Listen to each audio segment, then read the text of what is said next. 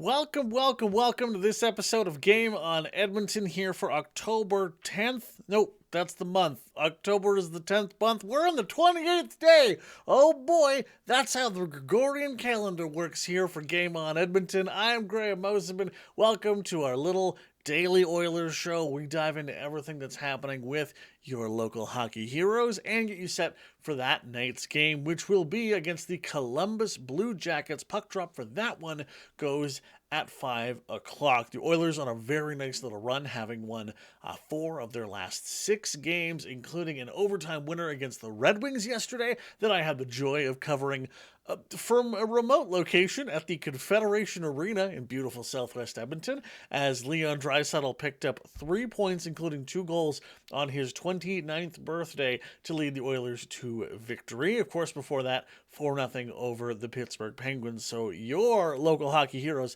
have a chance to go for their 3rd straight win tonight in Columbus. Before we get to that game, including lineups, injuries, and some really interesting storylines, I want to tell you all about Hyperdrive Hockey. It is the flagship show here on the Game Over Network. It's hosted by Max Stephanie and their producer Kevin, who dive into all the goodness in the world of hockey, but with a distinctly French-Canadian perspective. Give their show a listen wherever fine podcasts are sold. You can also find them over on the Game Over Network primary YouTube channel. New episodes coming out on Tuesdays and Fridays. We also have merch. It's a very easy way to support our little company by buying stuff from your favorite market and helping the independent local journalism that we are doing our best to keep pushing out here and all across Canada. So let's talk about the Oilers tonight. Now, the Columbus Blue Jackets are an interesting team. They're 3-1 on the season. Standings wise, they're not far off from being right into the thick of it in the Metropolitan Division, mostly because that division is super mid. There's just a lot of meh around there. Like, you have the Devils, who are awesome, the Rangers, who are awesome, and the Hurricanes, Capitals, Islanders, and Jackets are all within a couple of points of one another. Plus, you have both teams in Pennsylvania, and both of them are garbage. So Columbus still has some season to fight for here. They're not totally written off quite yet. A couple of really interesting kind of storylines so far for them, including their leading scorer in goals and assists, Kirill Marchenko. He's a right winger.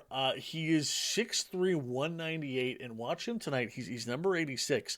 Dude skates like the freaking wind, and he has an absolute wire of a shot. He's only 24 years old, too, and he's very much starting to kind of, now that he's been elevated in the lineup this season, he's putting together some really, really interesting numbers, and he's played just great for the Blue Jackets so far. So the Oilers defense just has had holes this season. Is going to have to definitely keep an eye on him.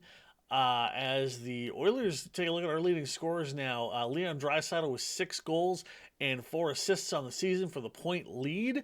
Connor McDavid just a couple behind that, though. They're both tied in points. Connor with 3 goals, 7 assists. Leon with 6 and 4. So they're tied for the team scoring lead right now. If you want to take a look at some Oilers stats that are going to jump out at you tonight, this is one thing I think that we need to keep an eye on. Darnell Nurse currently leading the team in penalty minutes. He's been getting into some fiery scraps and had some pretty not awesome penalties so far this year. He had one in the 3rd period against Detroit, tripping call. That was absolutely egregious for a player that's been in the league for as long as Darnell Nurse has. Him still pulling up 20 minutes a night on that second pairing. Now, as for the lineups this evening, the Oilers going to return pretty much the same thing we saw a couple nights ago, with Connor McDavid centering Zach Hyman and Ryan Nugent-Hopkins, Victor Arvidsson alongside Vasily Podkolzin and Leon Draisaitl, Connor Brown, Adam Henrique, and Jeff Skinner, then Corey Perry, Matthias Janmark, and Derek Ryan. On defense, Bush, Ekholm, Troy Stetcher, and Darnell Nurse, Ty Emberson, and Brett Kulak. Really liked what we saw from that pair in the last couple of games. Now, the first power play unit is something we're going to dive into here for a quick sec, because it is really interesting. Now, what we've seen last game, you had a swap off partway through. You had Ryan Nugent-Hopkins stepping off the ice, as did Zach Hyman, and to go replace them, you had Jeff Skinner and Victor Arvidsson. They did that after about 50 seconds or so of power play time. So rather than doing a full power play unit swap and moving to a completely different unit, they're kind of doing a half switch while keeping your big guns set up for that. It's provided an interesting and different look for the Oilers power play, which I've really liked. Um, I still think you need to keep Zach Hyman on there somehow, and park him directly in front of the net to knock things down. And try to score that garbage goal, as he's been snake bitten so far this season. But I really do love the option of having Victor Arvidsson there for that one timer on the far left hand wall, using his offhand right. He is someone that has worked that one timer in the past. He's been a very consistent goal scorer over his career. So having him there, I think, is really, really, really positive. If we're swapping in Jeff Skinner, I think I'd almost keep Jeff Skinner on the 5-on-5 as much as possible, because he's been able to produce there really well. So I think you take off Nuge and put up Victor Arvidsson, and then see how that one kind of shakes out for a little while. But this is again a game that the Oilers should win, and you hope they'll play up to the competition, as opposed to playing down to them like we've seen a number of times over the last few years.